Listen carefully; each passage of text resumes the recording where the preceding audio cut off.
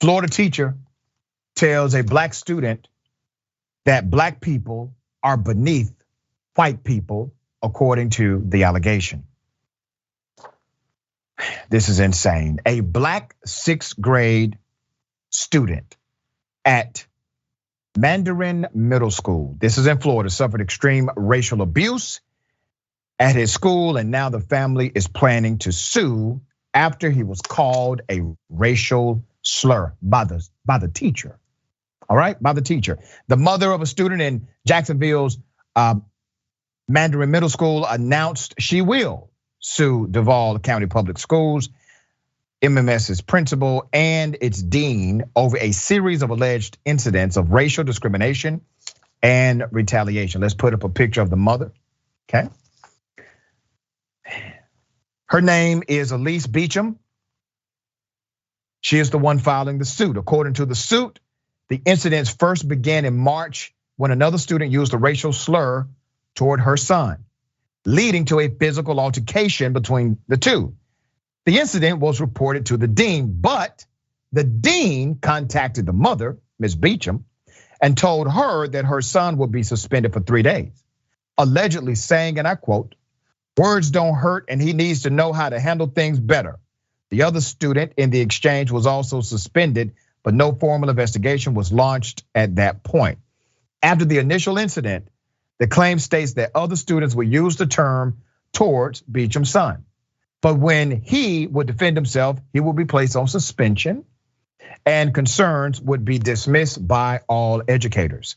This is how a teacher responded when the child reported that someone called him a racial slur. This is interesting, all right?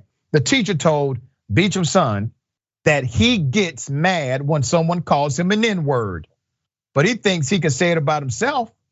The document said, Beechem's son asked his teacher how she would feel if someone called her a C word.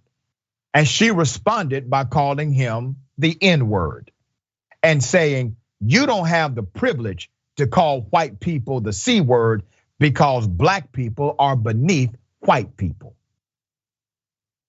Beechem's attorney, Jasmine Rand, has said 7 other students in the classroom have submitted written statements confirming the teacher actually said that. They got 7 statements. Yeah, that's what the teacher said. After the teacher called her son the N-word, Beechem met with school officials, all right? That's what you're supposed to do, all right? You gotta come to the school now, you gotta meet with officials. You gotta get some straightening. What happens? Beechem met with the school administrator and the superintendent, Deanna Green, after the April 12th incident, but said that seemingly no disciplinary action was taken.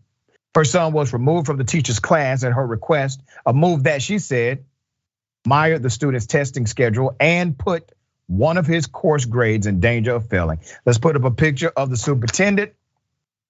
Well, isn't that something? That's Deanna Green. Buck stops with her. She's the person in charge.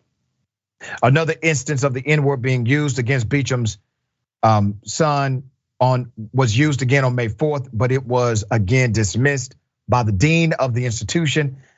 Mandarin Middle School and Duval County Public Schools actions and omissions constituted negligence. Negligent infliction of emotional distress, intentional infliction of emotional distress.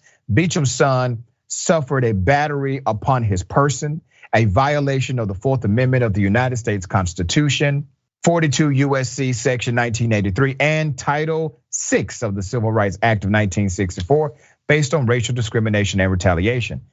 The intent to sue document was delivered. This is actually mandatory. You have to send an intent to sue, typically when you sue a governmental entity, that's required. But I looked at some of this law and I think they have proper footing here because this is a civil rights violation. They went out of their way not to protect the individual who was facing racial discrimination. Dan, thoughts here? I'm not surprised this is coming from Florida, the same state where just last August there was a special ed teacher who was suspended for saying that her children, basically she was talking to the mother of her children, and that special ed teacher said that mother had half breeds, and as children, quote unquote. So this is happening in the same state where the Republican governor, Ron DeSantis, is specifically targeting any textbooks or teachers that bring up racial history in the United States that might educate people, honestly, even teachers at this point, about why these things are harmful and shouldn't be said and shouldn't be approached in this way. This is a smart way to talk about race rather than telling people it's illegal to do it.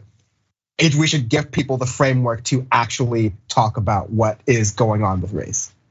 All right, well said.